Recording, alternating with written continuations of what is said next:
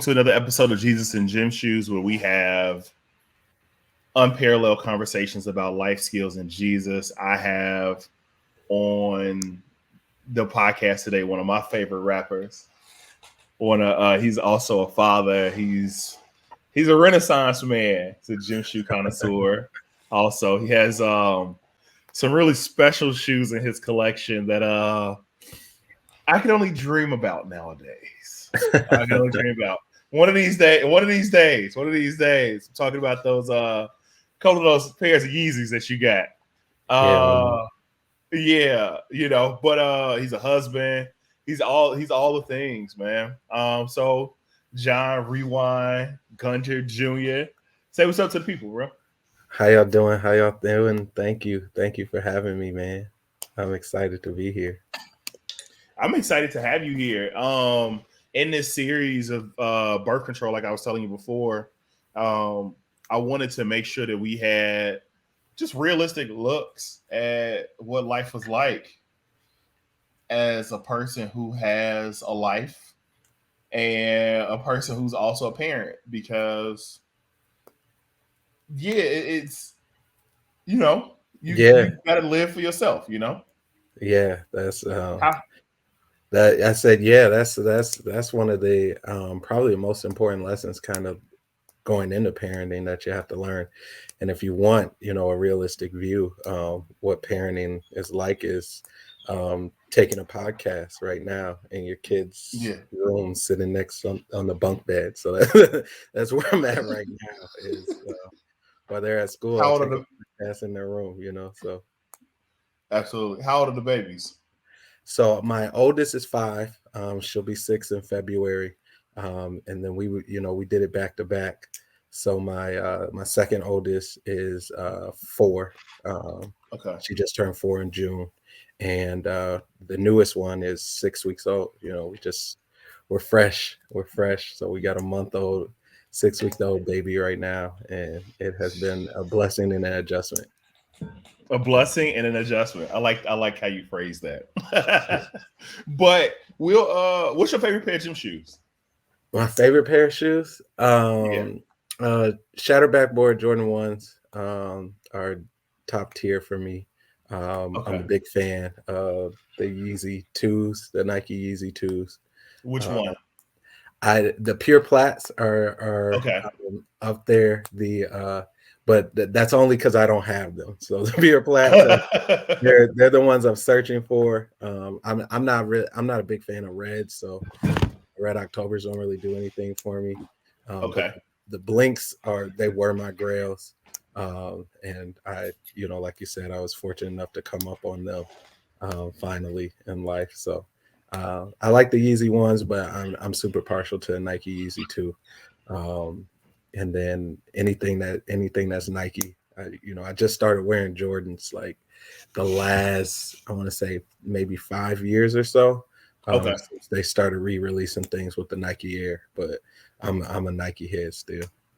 Okay, because did you ever used to wear like Dunks or like the Air Force Ones? Yeah, so I actually I had a couple pair of Dunks coming up. I remember I had like the Santana Dunks were like my favorite Dunks I ever had. But I used to have the biggest Air Force One collection like that existed for a while. Yeah, my hometown. I remember that. Yeah, I do remember that. That used to be my favorite silhouette. My favorite silhouette, I think, now is the Air Max 1. That's my dad's shoe. Like every dad has to have their Air Max. I think the Air Max 1 is my silhouette. But yeah, I used to wear a lot of Forces. Okay. That's what I remembered that. I was just like, was it the Dunk or was it the Air Force One? I wasn't sure, but I knew it was one of the two. But so when you got married, was your wife like, yo, you got to do something with all these shoes? Not really. I think it was kind of transition for us. She likes shoes too. She's not like a huge sneakerhead, but I'd start, like I said, I didn't wear Jordans, so I start buying her all the Jordans that I really liked, but I didn't wear myself. So like my favorite Jordan silhouette is a 12. I'd buy her like 12s that I wouldn't wear. And so she always knew that was kind of a part of me, is like he has shoes. And then we kind of transitioned right around that time. We got married in 2014. We were kind of transitioning in life, and I got rid of a bunch of my shoes. So I actually just started my collection again right around that time, a couple years later. Okay. So I actually didn't have any shoes around the time we got married. I had got rid of most of my shoes. Understood. Understood. And so I'm sure with that, you still had to, I'm sure it's pretty impressive now. It's Uh, it's getting back up there at number wise. I think I've got, yeah. I talked to my good friend Kevin Reed. He tries to get me on sneaker verses that he has going. I tell him it's not my speed, but That would even be a just dangerous show. I've got a couple heavy hitters, man, but it's I think nothing too. You and Johnny, Yeah, which y'all, I think if both of y'all still had y'all Air Force One collections, yeah, like, but it would have to just be like y'all Nike ID Air Force Ones, or yeah.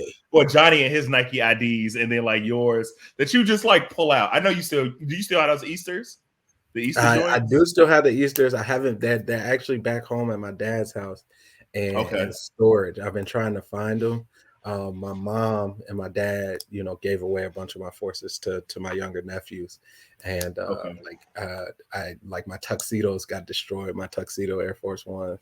I was pretty sad about that, but the Easters, I found them once, and my dad's telling me they're in storage, but I didn't take them with me at the time that I found them. But there's a couple pair that like I'll go to his house, I'll pull them out and be like, oh man, I forgot these even existed, and then I'll bring them back with me. Yeah, I totally understand. But let's jump in real quick. What have you learned from being a dad? Oh man, everything. So Mm, I think parenting teaches you probably more than anything in life for me. Um, One of the main things is it really humbled me, and it let me relearn the process of learning. I think it's yeah. the biggest thing for me, because kids, they literally don't know anything, like they're learning how to be people. They're learning how to be functioning beings. And so I think it's the greatest joy, but it also teaches me so much about, how good I thought I was at teaching, or how good I thought I was at learning. It gives me like a lot more patience. I've learned more patience, and you just learn about things, because kids have dramatic changes and interests from what you may like. They like a lot of things that you like, but they'll just wake up one day and they'll ask about dinosaurs, and you might not know too much about dinosaurs, but between Google, Alexa, yourself, and the child, you take time to kind of learn. But I think for me, it's the biggest thing that I've learned for kids is just kind of reimagining and understanding the learning process as a whole. So what were kind of like your thoughts prior to having your first one? Oh man, I've got a lot of things that were shaken. One is discipline, that I'm sure we'll talk about probably in a little more detail. But Yeah. discipline is one that I was really big on. My kids will, my kids will get whoopings. They'll be disciplined in this specific manner if they don't do this. And I think as we talk about even learning, that was one of the things that changed dramatically with having kids. Was I can't, you can't make up these rules or these arbitrary rules for people that you don't know yet. And then Wow. even going further, like all your children aren't the same. So their learning styles, what they think, discipline, it can't be the same for different people. It's just like managing a team or something. Every player isn't the same. So I want to go back to what you said. You said you can't make these arbitrary rules for people you don't know yet. yeah, That's yeah. crazy. I That yeah. I don't think that a lot of people actually see their kids as actual people. That I agree. I think a lot of people don't understand for some time. Like I think they have like their made up date or made up Mhm. age where like kids become people to them, and it's different for everybody. Like it's kind of the my house my rules type of thing. Like when you turn 18 you can make these decisions, and a lot of people I think actually parent with the idea that their child has no opinion or isn't isn't a full person until they're 18, and then when they're 18 they can figure out whatever. And some are even younger, like they're 10 years old, they have rationale or something, now they're a person, but like 3-year olds just kind of aren't people to some parents, and it's really sad to see sometimes. Yeah, yeah, most definitely. And it's and I think for me, not being a parent, it's like interesting to see how different kids interact with Uncle DJ. Like I'm Uncle DJ to all Yeah, my nephews and nieces, but like every one of them is different in how they want to interact. Like one of my nephews is extremely shady. And so like he'll talk to me if his brother talks to me, whereas me and his older brother, you know, that's just my man's. My man's 50 grand. He like, yeah, I'm going to my Uncle DJ house. Or like I just want to yeah, be around my Uncle DJ. And the younger one is just like, nah, not so much. I like my grandma, or I like my daddy, or I like my older brother. I'll be around them. yeah, And you have to allow them that space. And then you got my niece, my niece Zara, she's most definitely like, yeah, I'm gonna go sit with Uncle DJ. And then yeah. her younger brother Jojo's just like, yeah. He called me the other day and was like, yo, you ruined my birthday. Bro, how I ruined your birthday? Because you didn't call me. I'm on the phone with you Oh now, man, bro. What you mean? oh man, So you have to allow all of them to be who they are. But do those thoughts that you had prior, I'm taking that they don't line up with right now, right? yeah. With I think there's some that kind of uh that do still line up, and they're mostly kind of personal tasks or like personal goals for your children. Those still line up, but I think just a lot of, and it's interesting that you said it because I use this hashtag all the time, UJOE, which stands for Uncle John over everything. And that's because I was an uncle, way before, I was an uncle at 4 months old. And I've got 13 nieces and nephews, and at this point, two grand nephews and a great niece at this point. And so that's where that's where I learned a lot of like what I thought would be my parenting skills. And I was like, I've been an uncle, I've been like a fake dad for this many years, so I know how to do this. And then even I worked at a daycare for 2 years in high school. And so I thought that I just knew so much about children and the parenting process, not realizing that I was an 18-year-old, I was still learning yeah, about life.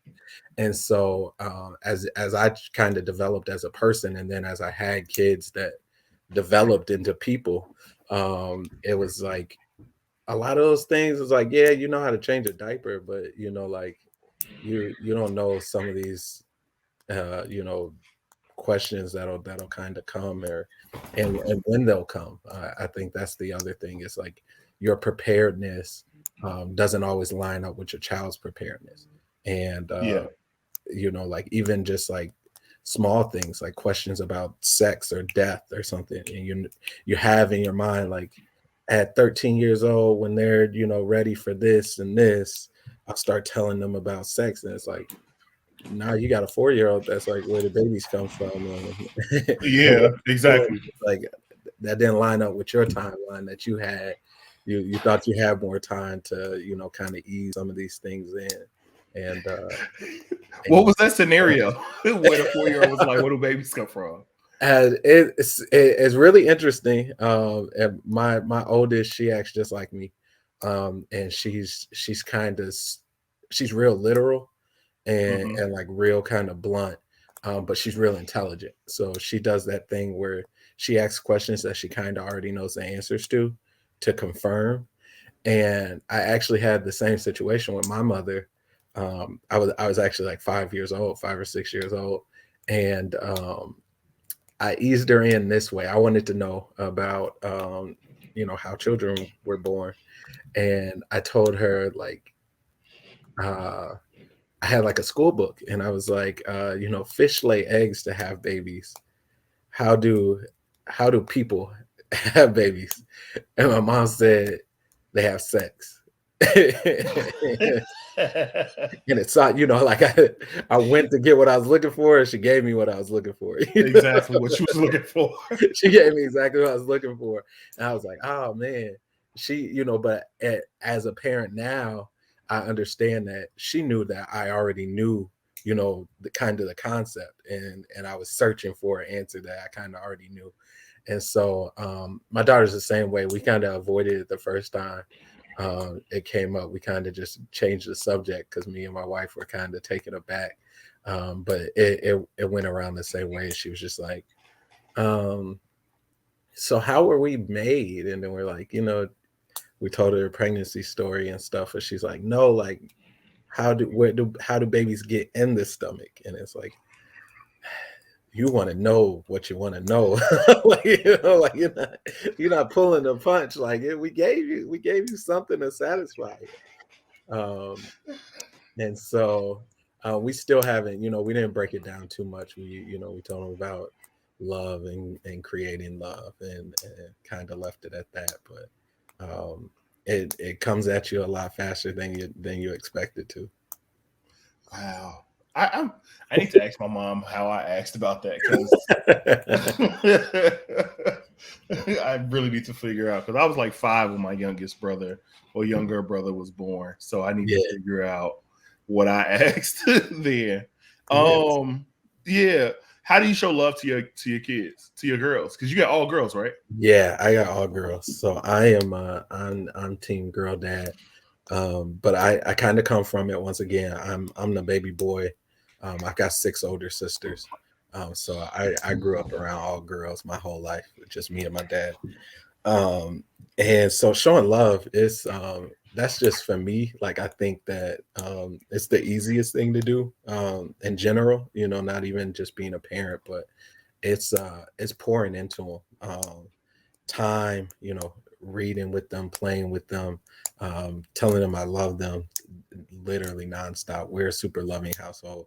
So we it's almost like it's almost like an exaggerated TV show. Like, you would think I was lying. But like, my kids, they'll be playing and they'll just like take a break. They'll run in and they'll just give me a hug, and we're the same way. Like, I'll be playing my game. I'll be working on something. I'll be like, I need a 10-minute break to go hug on everyone in the house and say, I love you. And so, the kids kind of pick it up too.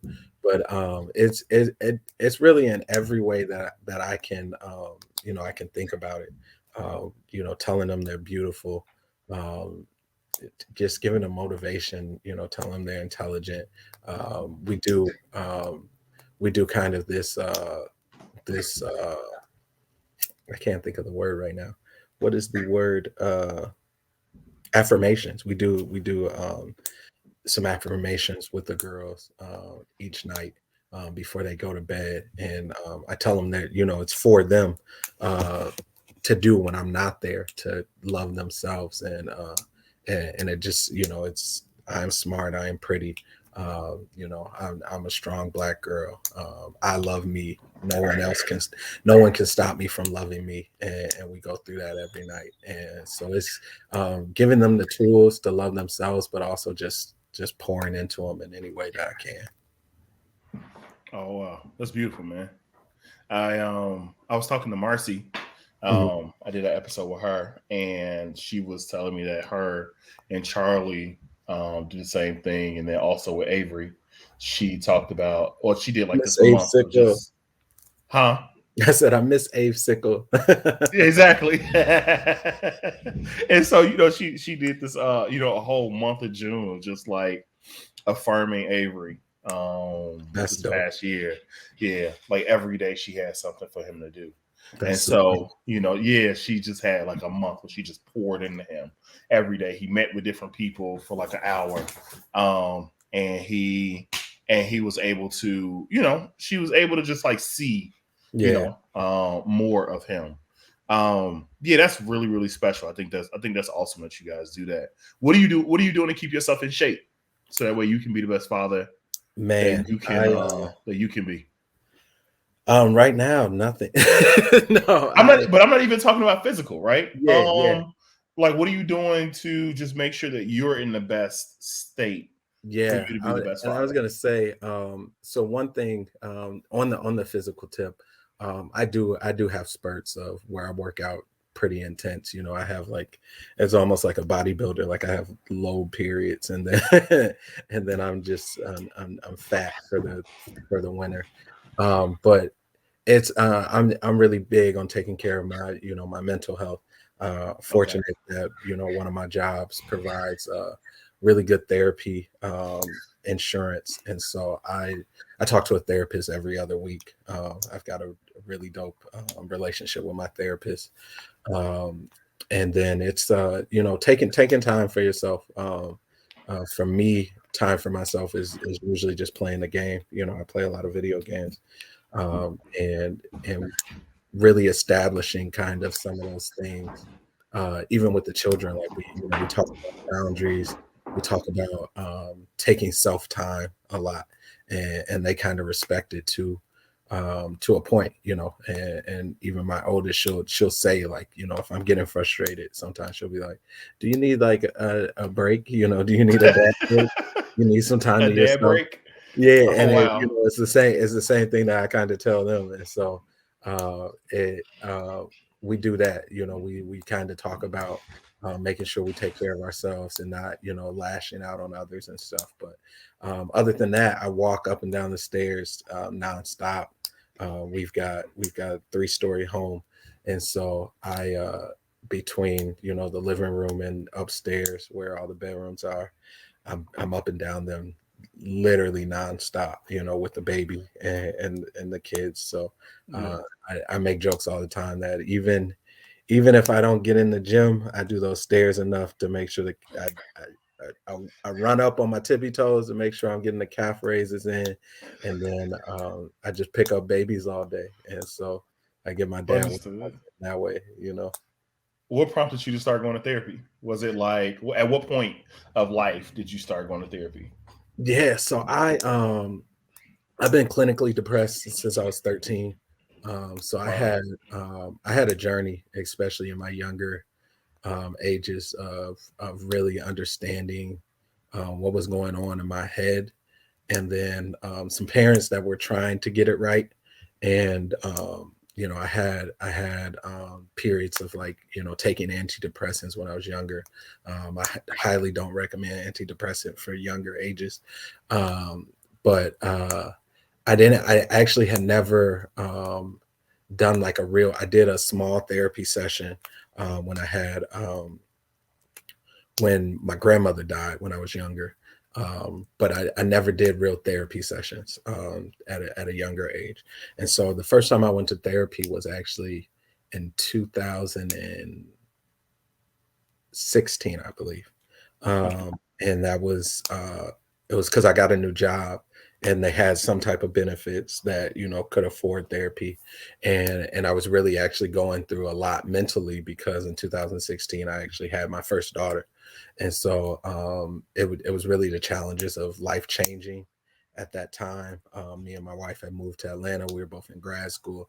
A bunch was just going on in our life at the same time, and it had got darker than it usually gets with me.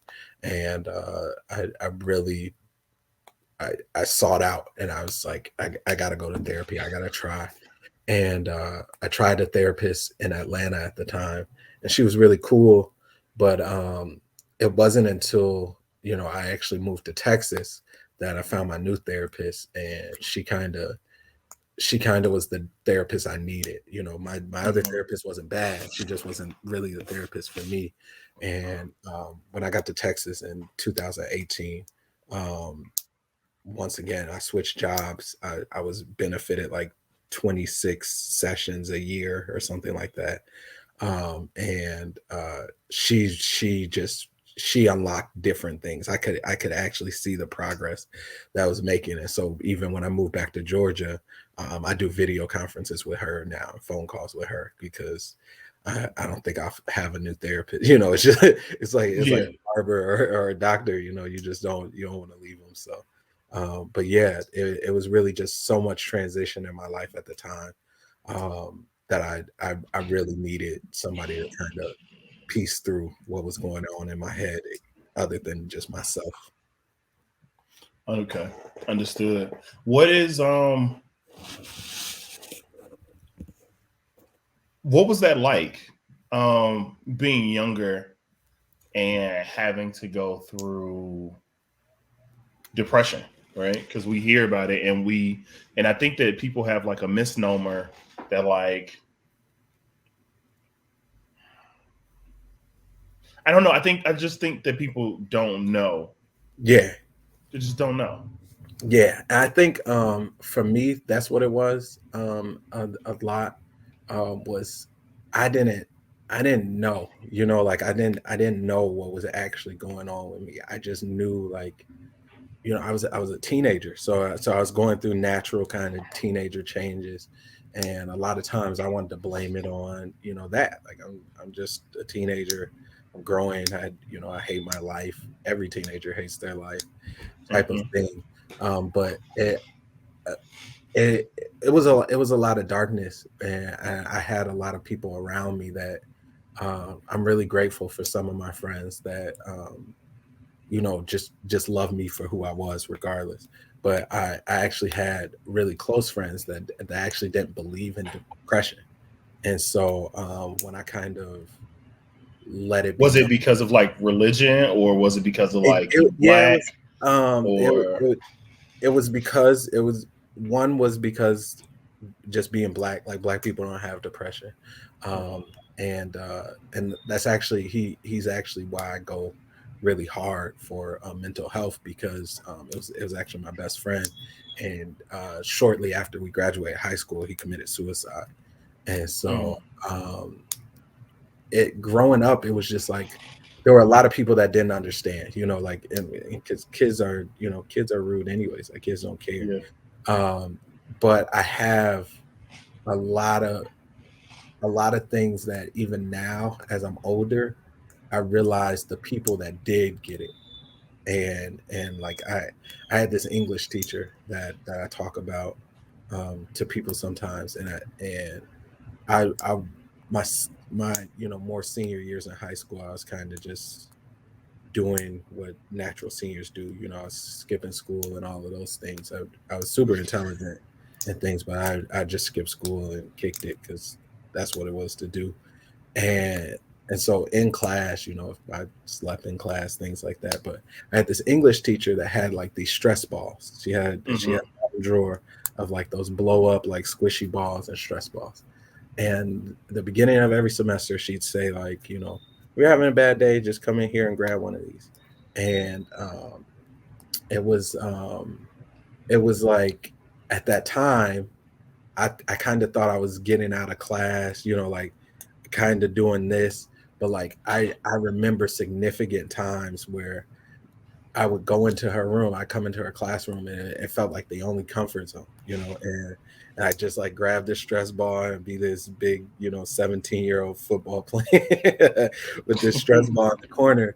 And like, and in hindsight, like, I always thank her now, is because, like, she got it. Like, she was one of the people that, like, understood and offered comfort at that time. And I've got other friends that I've reached out to them about, because, like, I've got some friends that stuck beside me, and now that they know more and I'm more transparent, they're like, like, I just loved you for who you were, but like, yeah, I appreciate it. I needed that love, at times. And really, I think the hardest part was um, just really not seeing it, especially on when we talk the race side. Yeah. Being extremely depressed or feeling these emotions and stuff. I only saw white people on TV shows and things like that, and I knew I wasn't necessarily that. And that was a big time for like goth at the time. It was like not a goth kid, but like the only person that I related to was like Ellie on Degrassi, and she was and like I actually had a time originally where I cut in high school, Mm-hmm. and so that really stuck with me, like Ellie's cutting episode on Degrassi, and so like I wore long sleeves and things like that, but it was just like I really only seen it in like white TV shows, and even at that time I kind of had this combativeness with whiteness, and so it was really difficult for me to kind of even relate to the things that were trying to relate to me. So it was an interesting experience, kind of growing up and being younger and dealing with emotions that you kind of don't put in your head, that you just wake up with them sometimes, and fighting through that imbalance, that chemical imbalance is it's a doozy, some days. Yeah. One of my first episodes was with my friend Richard Taylor, and he talked about his the way that he discovered his depression and his almost he tried to commit suicide, and so now he's a mental health advocate, similar, but he goes around and speaks all over the place. And one of the things that I learned from him was just the grace that you have to give yourself. Yes. To be able to go through. That's Harlem in the background to be heard, I guess. The grace that you have to give yourself for you to be able to realize that even though there may be something wrong, there isn't, I'm still enough. Yep. To go through. And I mean, even I go to a therapist twice a week. I mean, not twice a week, but twice a month. So every other week. And one of the first things I learned was that it's okay for me to make mistakes. Yes. Because that was one of the things that I had trouble with was me not, necessarily getting things right. And so as a dad for you, how do you handle when sometimes you see that you didn't get something right? It is I think you hit it on the head with both of those. It's giving yourself grace and being a parent. It goes back to what I first said. Parenting has taught me a lot of patience and grace, and not only for my kids but for myself. And so I did get really depressed after having kind of my first kid. I wasn't where I wanted to be in my career. I felt like I hadn't achieved, and then I had to take care of a child, and so even with like my bills and things like that, it's different. It's different when you're getting your lights cut off or whatever, and you're just a guy, But when you're getting your lights cut off and you got milk in the fridge, it's a whole different pressure. And so actually that first year, kind of how I said, it was really bad. It was really bad for me. I just didn't understand where I was, how I was, and why I couldn't do better. And I didn't give myself any grace because I felt like no one else was giving me grace, and so I definitely can't give myself grace. Like there's no time for any softness in this right now. You got to figure it out. And what I've learned, man, I don't even know if we have so much time to talk about it, but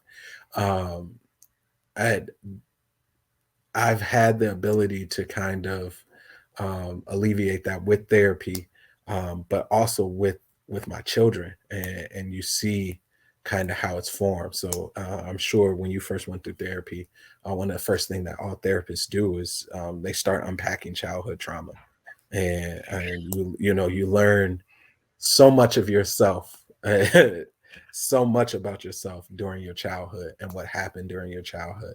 And for me to be You know, I was one of those kids that was the golden child, that was supposed to be the smartest, that was supposed to achieve, and I kind of lived under that, and I always knew that I couldn't make mistakes. Like that, you know, that was my life. I made a bunch of mistakes, and that was the part that I was kind of that you leave out is, as much as you tell yourself you can't mess up, you messed up a bunch of times. Like, bro, you good. You know, like there that you, even though you weren't trying to mess up, you messed up a bunch of times and you still straight. And so I have my daughters, and my daughters are kind of the same way. You know, they're really intelligent, and my oldest daughter, I always say, is just like me. She's a very passionate person, and so she's one of the kids that, you know, people would say is are like a crybaby, things like that's kind of how I grew up. I grew up under the moniker of being a crybaby all the time, you know, and I'm really just passionate, you know, like I'm a really passionate person. And so one of her, she had a breakdown actually when she first started school, and her breakdown was because, not because she messed up, but because as we, you know, as we prepared her for school, we told, you know, we'd say things like, you have to follow directions. If you don't do that at school, they won't let you be in school. And so when she got corrected at school, and she was told, you know, to like step out the classroom, things like that, she thought that she was going to be kicked out of school for messing up. And she had a full tantrum breakdown. Like I had to come up to the school. They have a really nice school that actually has, you know, a counselor and a social worker that's there. But it was one of those times where it made me step back, not only be able to teach my child, you can mess up, you know, you can mess up. You don't have to put this weight on yourself of never being able to make a mistake. And then two, you know, it made me once again go back and start think about the words that I say, you know, as I parent, and because parent, I've only been a parent for 6 years, you know, like I have 3 kids. I've only been a parent for 6 years, so I'm still learning as much as I think I know. I'm still learning, and so it allowed me to reevaluate that, and not only just what we're talking about, but accept the wording of how we present things, because we don't want to present. I didn't want to present it as you'll get kicked out of school. I wanted to present it as, let's practice these skills going into school. And so learning that, and like I said, it's a lot of mental and childhood unpacking, but I grew up in an environment where I thought that I couldn't make mistakes, but not only did I think that I couldn't make mistakes, I thought that kind of loving was only being critical of those mistakes. And so, and that's something that my father's really big on. You know, like I knew my father, you know, loved me. I never questioned if my father loved me or anything like that. But all I ever knew was that my pops never told me, you know, when I did good, that was just expected. He only identified when I messed up. It was only criticism. And so as I grew up, I didn't take that, you know, I didn't take that as like something that I hated about him. I took that on as love, you know, and so I started being that way with people that I loved. I was extremely critical. I was like, well, you know, I don't praise you during regular times because I expect you to, you're amazing always to me, you know. So only love I need to show is criticism when you're not amazing. And and that was something that we kind of unpacked in therapy for a while, and it made me take a step back and think about how I treat people, how I love people, and also how I need to be around making mistakes for myself and for others. Wow, that's good. That's really good, because we don't always see it, bro. We don't Yeah, always see it. we don't. I'm reading this book called Safe People, and it Okay. was talking one part was talking about how we replicate the relationships that we're comfortable with. Mm-hmm. So if we have a certain type of relationship with our parents or with our siblings or whatever, we'll replicate that in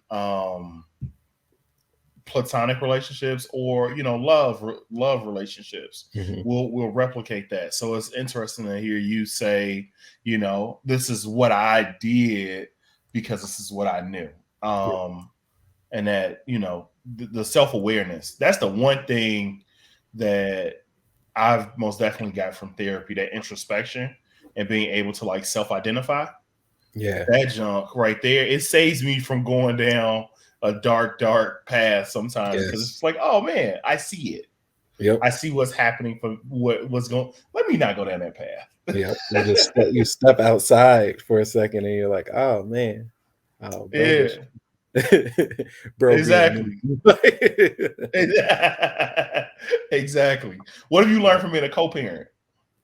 Oh man. Like, I mean, I know your wife is in the house, but like you still Yes. are two different people. We learn every day. That's one that's really big. And it really big on as we talk about what you know prior and what you know afterwards.